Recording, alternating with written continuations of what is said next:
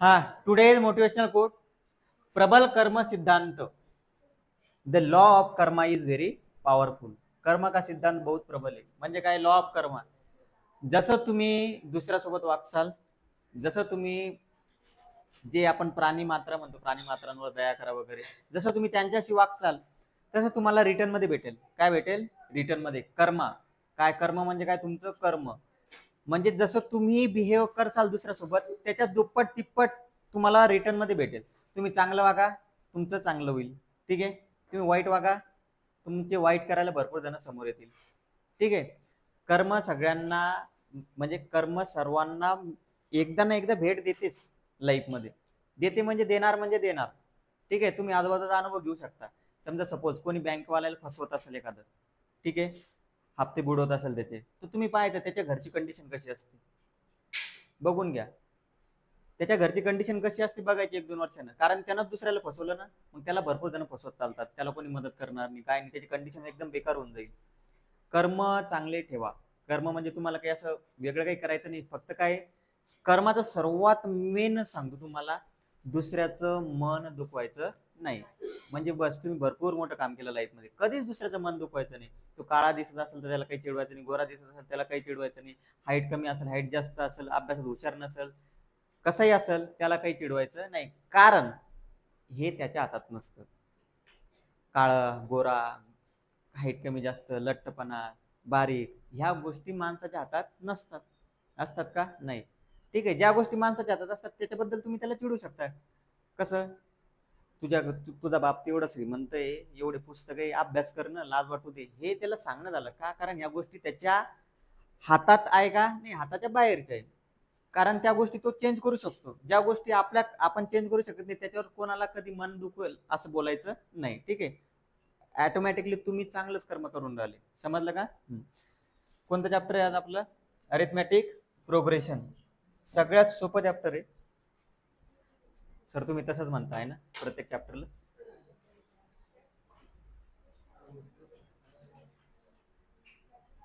शांत बस.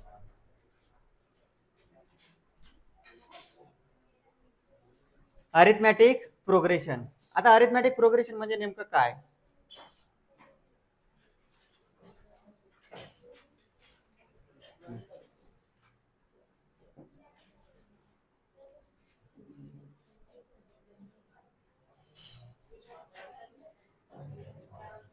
बघा, जास्त डीप मध्ये नाही जात, आपण लिटल लिटल शिकून घेऊ पटकन.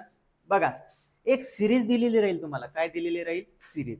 सिरीज दिलेली राहील. समजा 9, त्याच्यानंतर 15, त्याच्यानंतर 21 आणि त्याच्यानंतर 27. ठीक आहे. आता ही सिरीज दिलेली आहे. या सिरीज मध्ये याला म्हणतो आपण फर्स्ट टर्म. काय म्हणतो? First term. फर्स्ट टर्म म्हणजे मराठीत त्याला पद म्हणतात. पद, पहिले पद. First term. फर्स्ट टर्म काय? त्याला आपण T1 म्हणायचं. काय म्हणायचं? T1. टर्म साठी T1. फर्स्ट टर्म काय? T1 is equal to 9. मग second term T2 is equal to काय येईल? 15. T3 इज इक्वल टू काय येईल? आणि T4 इज इक्वल टू काय येईल? 27. मग इथं पटापट सांगा. T1 7 आहे, T2 किती येईल? 7. T3 पण किती येईल? 7. T1 किती आहे? -2. T2 किती येईल? -6. थर्ड टर्म T3 किती येईल? -10. काही अवघड याच्यामध्ये नाही. ठीक आहे. आता या काही सिरीज दिलेल्या आहे तुम्हाला. ठीक आहे. 1, 4, 7, 10, 13. आता बघा, एक एक सिरीज बघू आपण. आता या सिरीज आहे. ठीक आहे. 1, 4, 7, 10, 13 सगळं सोडून द्या. या दोघांमधला फरक सांगा कितीचा आहे? या दोघांमधला फरक कितीचा आहे? 1 आणि 4 मधला? 3चा. या दोघांमधला फरक कितीचा आहे? 3. या दोघांमधला फरक 3. ठीक आहे. आता 10 मध्ये 3 टाकले तर किती होतील? 13. आणि 13 मध्ये 3 टाकले तर 16. ठीक आहे. या दोघांमधला फरक कितीचा आहे? 6. या दोघांमधला फरक 6. 6. 24 आणि 6, 24 आणि 6 30. 30 आणि 6 36. हे एवढं सिंपल येत नसतं तुम्हाला. ते बॉक्सेस जाऊ द्या, ते फक्त इंट्रोडक्शन आहे. ठीक आहे. म्हणून ते खालच्या बॉक्सेसचं काही घेणं नाही. 18 आणि 6 इथं काही 24 आणि 6 इथं काही 30 आणि 6. इथं फरक किती आहे? 0 0 0 0 म्हणजे इथं किती येईल? 3 आणि 3. ठीक आहे. आता इथं बघा या दोघांमधला फरक कितीचा आहे? 12. कितीचा आहे? 12. या दोघांमधला फरक 48. कितीचा आहे? 48. 12 ने कितीला गुणला आपण? 48ला. कितीला? ठीक आहे. आता ही सिरीज तुम्हाला भेटून राहिली का? म्हणजे 12 48 पुढचा नंबर सांगता येऊन राहिला का तुम्हाला? तसा नाही. मग त्याच्यासाठी एक गोष्ट आपल्याला इथं क्लिक होऊन राहिली. 4 ने 4 ला गुणलं तर किती होतात? 16. 16 ला 4 ने गुणलं तर किती होतात? 64. 64 ला 4 ने गुणा किती होतील? 256. 256 ला 4 ला गुणा किती होतील? माहित नाही. 1024. 1024 ला 4 ने गुणा किती होतील? 4096. ठीक आहे. कळालं? हे झालं मल्टिप्लिकेशन. 4 न मल्टिप्लाय करत गेलो आपण. 256 124. आता इथं फरक कितीचा आहे? 12. इथे फरक कितीचा आहे? 48. या दोघांमधला फरक जर काढायचा असला तर किती जाईल सांगा बरं? सांगा पटकन. 256 आणि 64 मधला फरक. 256 आणि 64 मधला फरक पटकन. एवढा वेळ लागतो का? किती येईल? 6 तून 4 गेले 2. 25 मधून 6 गेले 192. आता इथं किती आहे? 12. इथे किती आहे? 48. इथे किती आले? 192. आता -1 आणि -1.5 यांच्यामधला फरक कितीचा आहे? बघा, कन्फ्युज नाही करायचं आपल्याला. सगळं ही एक एक्स ऍक्सिस हा वाय ऍक्सिस. ठीक आहे. आता समजा इथं किती आहे? 1. हा आहे -1. ठीक आहे. आणि हा आहे -1.5. दुसरा किती येईल? -2. हा किती येईल मग? -2.5. हा किती येईल? -3. हा किती येईल? -3.5. त्या दोघांमधला फरक कितीचा आहे? फरक -1 आणि -1.5 0.5चा फरक आहे. कितीचा आहे? 0.5. 0.5चा फरक आहे. इथं पण कितीचा फरक आहे? 0.5. इथे पण कितीचा फरक आहे? 0.5. आणि इथे पण कितीचा फरक आहे? 0.5चा. 0.5चा फरक आहे. ठीक आहे. कसा फरक आहे? 0.5चा. पण कसा फरक येतो? निगेटिव्ह मध्ये. कसा आहे? निगेटिव्ह. म्हणजे -1 -0.5 ते वायांसाठी किती दिले? ते -1.5. मग -1.5 मध्ये पुन्हा आपण -0.5 जर टाकलं तर किती येईल? ते -2. किती आलं? -2. म्हणजे हा फरक कसा आहे? निगेटिव्ह मध्ये. कसा फरक या? निगेटिव्ह मध्ये. ठीक आहे. कळालं? आता या 4 गोष्टींतून तुम्हाला काय कळालं? ही चौथी जर सिरीज सोडली तर बाकी सगळ्यांचा फरक सारखा आहे. 3 3 3 6 6 6 0 0 0 0.5 0.5 -0.5 सगळ्यांचा फरक सारखा आहे. ज्या सिरीज मध्ये फरक सारखा असतो त्याला म्हणायचं अरिथमॅटिक प्रोग्रेशन. काय म्हणायचं? Arithmetic progression.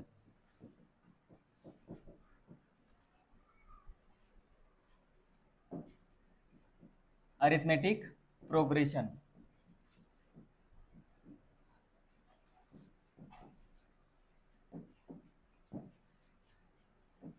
Arithmetic progression. ठीक आहे. थोडंफार स्पेलिंग नंतर बघून घेऊ आपण काय येतं. याला शॉर्ट फॉर्म मध्ये एपी म्हणतो आपण. काय म्हणतो? एपी. Arithmetic progression. कळालं? अरिथमॅटिक प्रोग्रेशन कशाला म्हणायचं मग? ज्यांचा फरक सारखा आहे. ठीक आहे. आता याला म्हणतो आपण अरिथमॅटिक प्रोग्रेशन.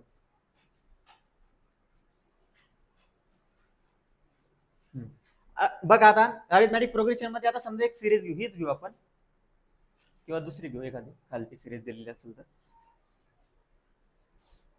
आता ही सिरीज दिलेली समजा 100, त्याच्यानंतर 70, त्याच्यानंतर 40, त्याच्यानंतर 10. ही सिरीज आहे आणि कंटिन्यू चालूच राहणार. बघा याच्यात एक गोष्ट एक फायनाईट सिरीज आहे ना इनफायनाईट सिरीज. जी कंटिन्यू चालू राहते तिला काय म्हणायचं? इनफायनाईट. आणि जी कंटिन्यू चालू राहणार नाही तिला काय म्हणायचं? फायनाईट. म्हणजे समजा जर मी असं म्हटलं 4 न भाग जाणाऱ्या संख्या 10 आणि 100 मधल्या. किती मधल्या? 10 आणि 100. आता 4 न भाग जाणाऱ्या संख्या म्हणजे फरक किती येऊन राहिला त्याच्यामधला? 4चा. म्हणजे ती पण काय तुमची? एपी आहे. एपीच म्हणायचं. आता सरळ सरळ काय म्हणायचं? एपी. ती पण काय तुमची? एपी. Arithmetic progression. पण 10 पासून 100 पर्यंत जे 100 च्या समोरचे नंबर घेणार का? 10च्या अगोदरचा नंबर घेणार का? म्हणजे ती कोणती सिरीज झाली? फायनाईट. एवढी काही गरज नाही, फक्त इंट्रोडक्शन साठी. आता याच्यामध्ये अशी सिरीज दिल्यावर तुम्हाला लिहावं लागतं फर्स्ट टर्म. काय लिहावं लागतं? First term. फर्स्ट टर्मला आपण ए म्हणतो. काय म्हणतो? ए. आणि ए म्हणजेच काय राहील तुमची मग T1. ए म्हणजे काय राहील? T1. आता लक्षात द्या, फर्स्ट टर्म म्हणजे काय? ए म्हणजे काय राहील? T1. आणि T1 किती इथं? 100. यांच्यातला फरक कितीचा आहे? 30, 30, 30. ठीक आहे. आता फरक काढण्यासाठी त्याला आपण शब्द देतो कॉमन डिफरन्स.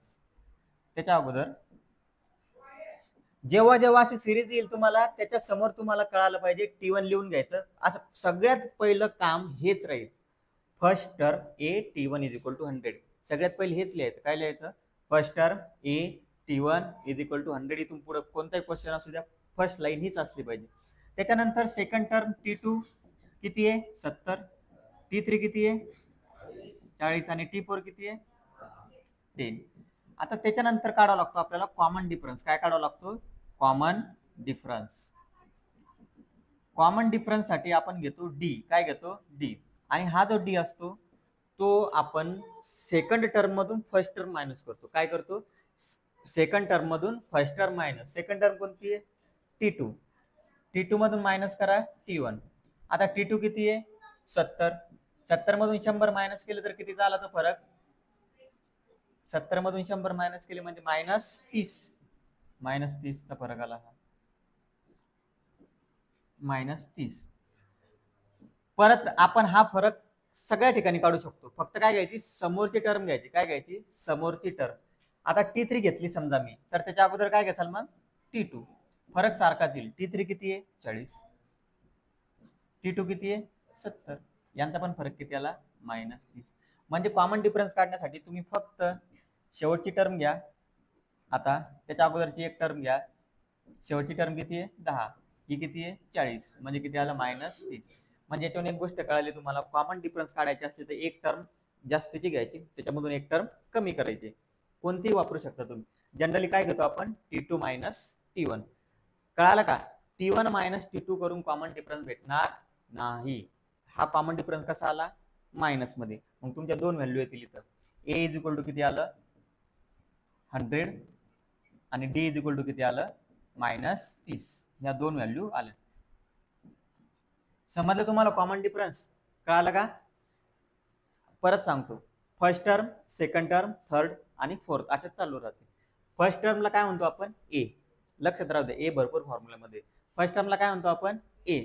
आता काढायचा कॉमन डिफरन्स. कॉमन डिफरन्स काढण्यासाठी काय करणार? T2 मायनस T1 किंवा T3 मायनस T2 किंवा T4 मायनस T3. म्हणजे एक टर्म त्याच्या अगोदरची घ्यायची. T2 मायनस काय करणार? T1. ही कोणती आहे? T1, T2, T3 आणि T4. T4 मायनस T3 करा किंवा T3 मायनस T2 करा किंवा T2 मायनस T1 करा. पण आपण जनरली कोणती घेतो? T2 minus T1. त्याच्यातच तुम्हाला कॉमन डिफरन्स कळून जाईल. ठीक आहे, समजलं एवढं? आता डायरेक्ट क्वेश्चन घेऊ आपण.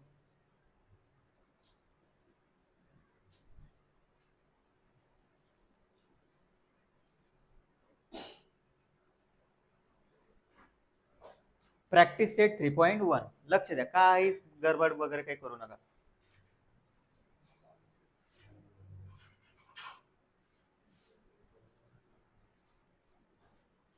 तुम्हाला मिळून हे तुम्हाला पीडीएफ मिळून जाईल यावेळेस.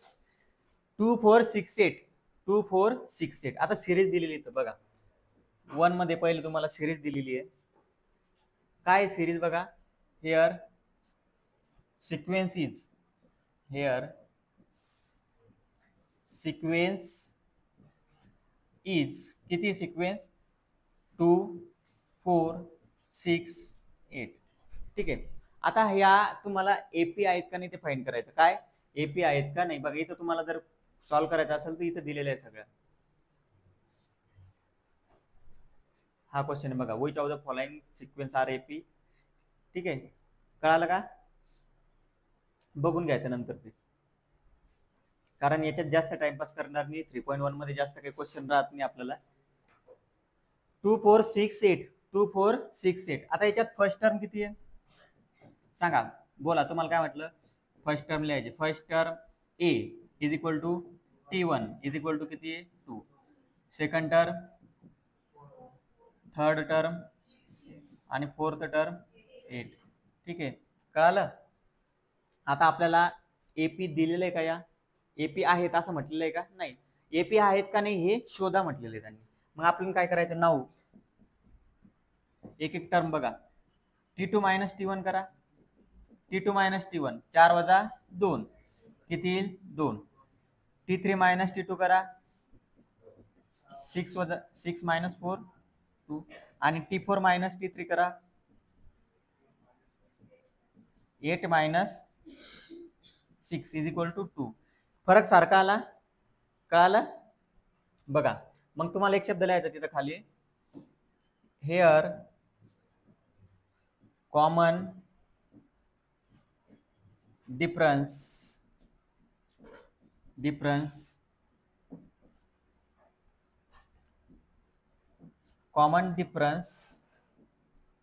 Is constant. Common difference constant आहे का, आहे ना कॉन्स्टंट, बदलला का कुठं, 2 2 2. याचा अर्थ येणारा पण टर्म काय राहील, मग डिफरन्स काय राहील, 2चाच राहील. कितीचा राहील, 2चा. Here common difference is constant, therefore 2 4 6 8 is an arithmetic progression. Simple आहे बघा, काहीच नाही. असा क्वेश्चन एखादा 1 मार्काचा, हे जे पूर्ण प्रॅक्टिस सेट तुमचा 3.1 आहे ना, हा फक्त 1 मार्काला आहे. किती मार्काला, 1. जास्तीत जास्त एखाद्या वेळेस जर असा क्वेश्चन आला थोडा रूटवाला किंवा हा अपॉनवाला, तर हा क्वेश्चन जाईल 2 मार्काला. याच्यावर क्वेश्चन शक्यतो राहणार नाही. ठीक आहे, असला तरी सिंपली सॉल्व्ह होईल तुमच्याकडनं. आता 2 4 6 8 ही सिरीज दिलेली होती. आपण फर्स्ट टर्म फाइंड केली, a is equal to T1 T2 T3 T4 टाकून घेतल्या. नंतर काय काढलं आपण, त्यांच्या मधला फरक चेक केला. काय चेक केला, फरक कसा आला, कॉन्स्टंट. कॉन्स्टंट आला तर ती आहे एपी, कॉन्स्टंट नाही आला तर एपी नाही. समजलं. परत एक एक्झाम्पल, 2 मिनिटं थांबा, नंतर लिहून घ्या, गडबड नका करू. आता सेकंड क्वेश्चन आहे. कोणता क्वेश्चन, सेकंड.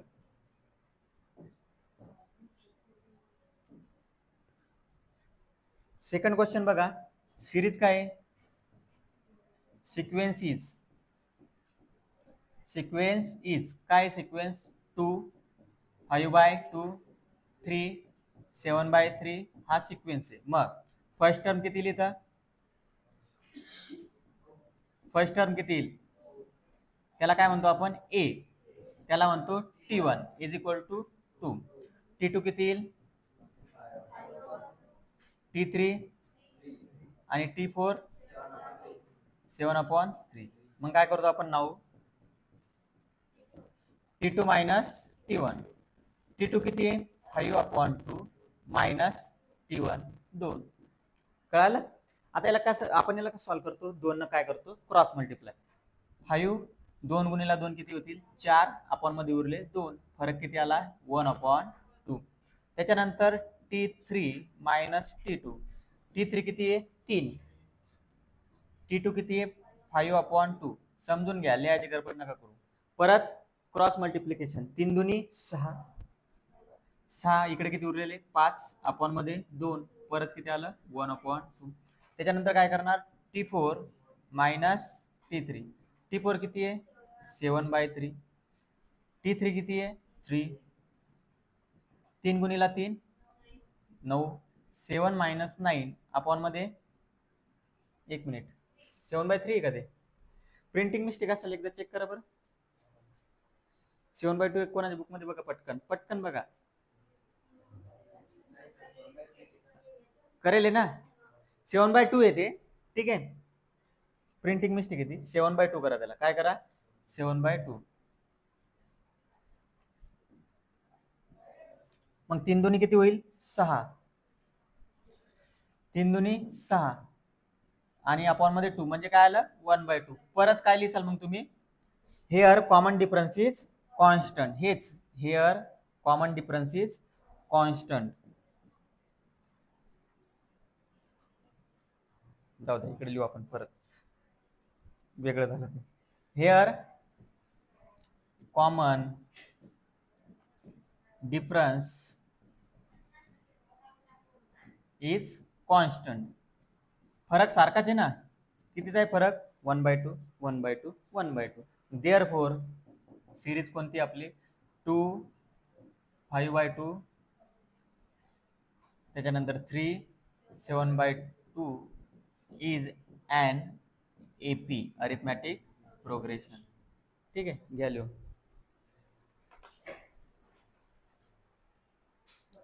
आता तुम्हाला हे जे बाकीचे क्वेश्चन मी शॉर्ट मध्ये सांगतो.